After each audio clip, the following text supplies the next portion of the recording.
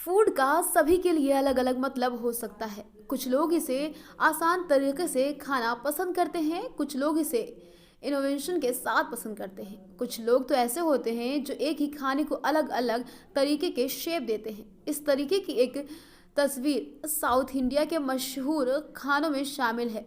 वो है idli. Social media पर वायरल हो रही है। इस तस्वीर की हम बात कर रहे हैं जिसमें प्यारी सी इडली को आइसक्रीम स्टिक पर परोसा गया है।